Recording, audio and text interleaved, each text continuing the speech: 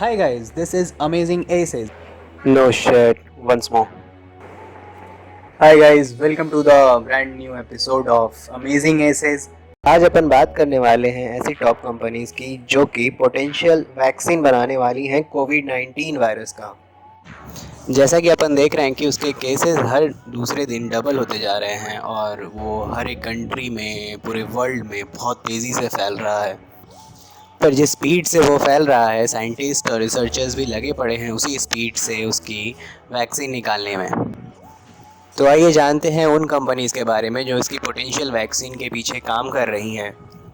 Before starting today's episode, please reach the subscribe button, subscribe it, like it and share it with your friends ताकि आपको कुछ नया, innovative और interesting facts जानने को मिलता रहे। And enjoy the video. Here we go. Number 5, Novavax. ये कंपनी वैक्सीन बनाती है और ये अपने अभी फेज़ 1 क्लिनिकल ट्रायल पर है। 26 फरवरी को इसने अनाउंस किया था इसके पास बहुत सारे प्री क्लिनिकल एनिमल स्टडीज़ के लिए वैक्सीन कैंडिडेट्स हैं। फर्दर इन अप्रैल इसने स्टेट करा कि इसने कोविड-19 का वैक्सीन कैंडिडेट ढूंढ लिया है और इसने उस पर वैक्सीन टेस्ट भी किया है। इस कंपनी ने स्टेट किया है कि जुलाई के एंड तक ये जो पोटेंशियल वैक्सीन कैंडिडेट के ऊपर जो इसने एक्सपेरिमेंटल ड्रग टेस्ट करा है वैक्सीन के लिए वो उसका रिजल्ट रिवील करेगी। Let's hope for the best only guys. इसका वैक्सीन काम कर जाए और आ जाए मार्केट में बस। इतनी जल्दी कोई वैक्सीन निकालने का दावा करने वाली ये पहली कंपनी है। बाकी सारी कंपनीज ने इतनी जल्दी वैक्सीन निकालने का दावा नहीं किया है। So now let's just hope for the best. Okay, moving on to the next one. Number 4, Moderna Pharmaceutical Company. ये कंपनी RNA बेस्ड वैक्सीन बनाती है और ये अपने अभी फेज़ 1 ट्रायल पर है। इस कंपनी ने जो वैक्सीन बनाया है उसका नाम mRNA-1273 रखा है। So how is company going to work on the potential vaccine?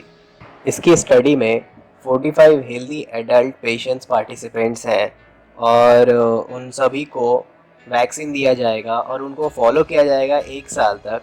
ये जो ट्रायल है ये कंक्लूड होगा जून 1, 2021 को। अब ये इतना लंबा टाइम तक क्यों फॉलो करेगा? क्योंकि ये कोई रिस्क नहीं लेना चाहता, क्योंकि जब एक वैक्सीन बनती है तो वो एक पूरी कंट्री और एक पूरे कम्युनिटी को दिया जाता है। तो ये लोग वहाँ पे कुछ भी गलतियाँ नहीं करना चाहते कि अगर कुछ भी गड़बड़ हुआ वैक्सीन में तो ये पूरी की पूरी ह्यूमन रेस के ऊपर खतरा हो सकती है। सो जून 1, 2021 को जब इसका रिजल्ट आएगा तब हमें पता चल जाएगा कि ये जो RNA बेस्ड वैक्सीन ये बना रहे हैं ये कितना इफेक्टिव रहेगा। Before moving on to the next, let's hear it from some of the doctors कि उनका क्या कहना है इस बारे में। If you look at your thumb weighs approximately 10 grams. That's 10,000 milligrams, and that's 10 million micrograms. So if we make this much self-replicating RNA technology, that would be sufficient to vaccinate the entire country of Singapore. Vaccinations take quite a long time to be tested and evaluated before they're able to be put on the market. But I stay up with the news, and I have heard that they're kind of streamlining some certain drugs. So maybe that's a possibility that is what saves this whole thing. Okay, moving on to the next one. Number 3, Johnson and Johnson.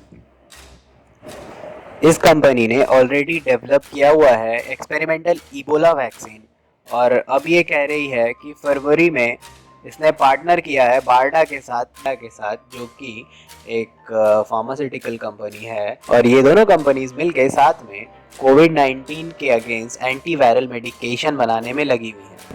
Johnson and Johnson ने कहा था मार्च 30 को कि वो clinical trial phase 1 सितंबर 2020 को start करेगी और vaccine will be available by early 2021।